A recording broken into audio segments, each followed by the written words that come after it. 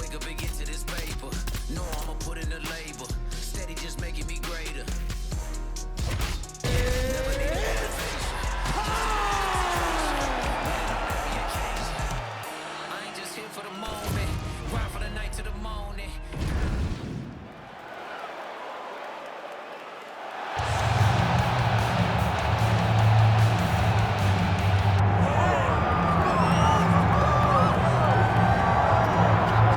Well, you can argue one of the biggest breakout stars for the UFC out of any nation in 2022 and 2023. Enter Mike Malott. Most people would argue this is the biggest superstar on the roster out of Canada right now.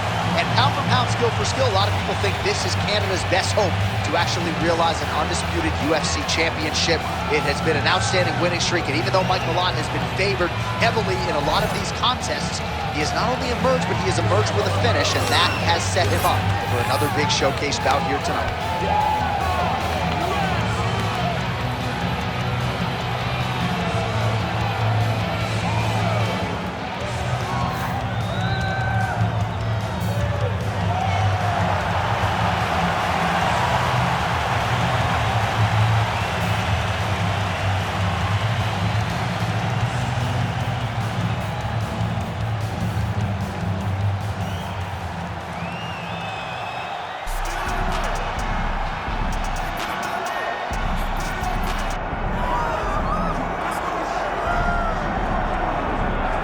Well, you hear the pop from the crowd, DC, as Nate Diaz gets set to make this walk here tonight. You never know when it's going to be the last time we see this guy compete, but there's a lot to like when we see Nate Diaz in the ring. Nate Diaz is a savage, a guy that just epitomizes fighter. From the attitude, the walk, the music, everything tells you that when Nate Diaz shows up, you're getting ready to watch a fight. A fantastic striker and a great jiu-jitsu practitioner. Yeah. Nate Diaz is just a well-rounded fighter and one of the biggest stars in the UFC. We've seen the Stockton slap before. I'll set the total. It's just so disrespectful. Over under 1.5. So you think he throws it tonight? It's just so disrespectful, but it's so Nate Diaz. All right, we'll see if he invokes the Stockton slap here tonight, but Nate Diaz is back, and hopefully in a big way for his supporters around the world.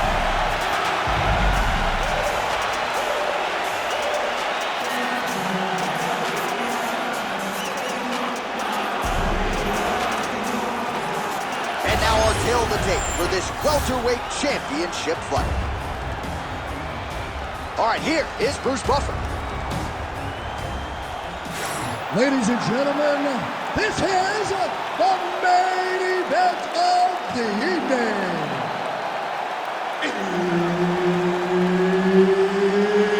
It's time! 5 rounds for the undisputed UFC welterweight championship of the world. Introducing first, fighting out of the blue corner, presenting the challenger, proper Mike Malott.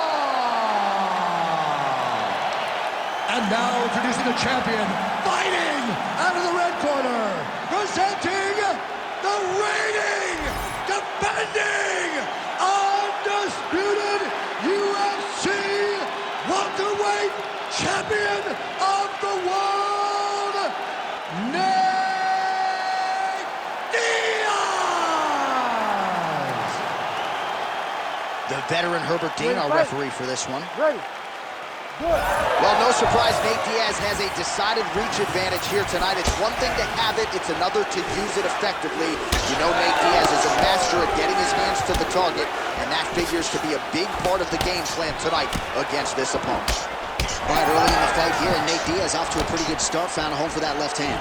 I mean, and it's powerful. It does not seem like Nate is throwing it hard, but he always finds his target. He's very accurate with that straight left hand. So he kind of feeds the right hand to get you moving where he wants, and then bang, he drops that straight left on you that hurts so many. Hurt Conor McGregor, and he hurt the welterweight champion, Leon Edwards, in the same way. Oh, roundhouse kick. Add that to his highlight reel. Diaz gets tattooed by that stiff jab. Beautiful combination there. If you are teaching an up-and-coming fighter about throwing volume strikes effectively, you can do worse than watching the film on this game. It's a masterclass, John. It's a masterclass in mixing up the target, mixing up... On that punch right there, his opponent's compromised, DC. It's one thing to land a hard shot. It's another thing completely to land a perfect shot. And that was a perfect shot. Beautiful. Well, he's no stranger to being in this position. Strong work from the top here by Diaz. All right, stacked guard here now. The feet are on the hips, DC, so for the top fighter, this is not at all ideal. No, this is not ideal, because now he has to try and stop his opponent from kicking him away. How do you do that? You attack the feet. You start grabbing the feet with the hands, lead with your hips, grab the feet with the hands, pass the feet to the side, and start to lead with your knee to try to get into side control. Nice punch there by Mike Malott. Straight punch, that is useful. Oh, high kick.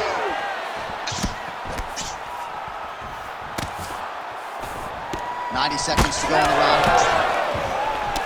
Look at how he turns his hip over when he throws that kick. And now they are throwing both sides with conviction. Well, now if you're the opponent, you really got to be careful as Diaz is able to find a home for that right hand yet again. When Diaz starts landing the right hand, you have got to stay firm. You have got to dig your heels in the ground and say, no way you're going to just run me over. In a lot of trouble now. That was Cain Velasquez's punch of choice. Every time he landed that overhand right, he hurt people bad. And this guy has it very bad. Back to the feet now. Big knee. So under 30 seconds to go in what has been a pretty entertaining and active first round.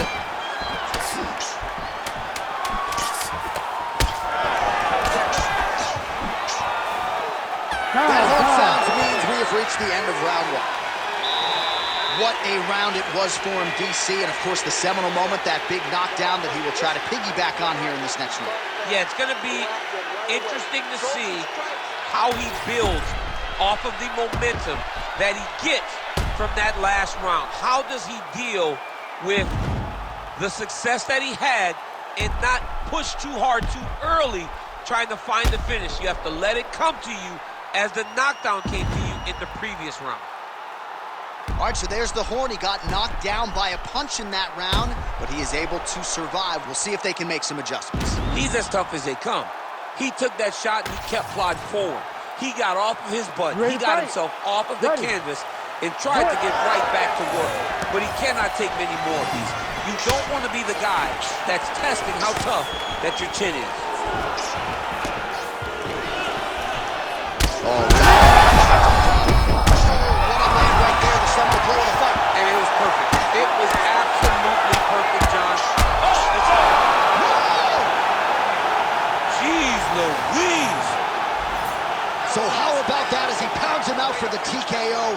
Prioritized the finish tonight. Absolutely gets it with style points. A huge, huge result here in this arena tonight. It's always fun to see an athlete tell you what they're going to do, and then they do it. This guy told us he was going to get a finish, and that's exactly what he did. Him and his team are going to have a fantastic time tonight celebrating. They should all be very proud.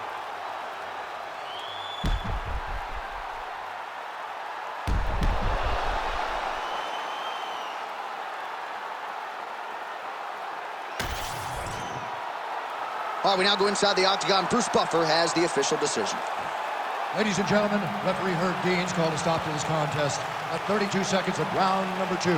Declaring the winner by TKO and still the undisputed UFC welterweight champion of the world, Nate Diaz.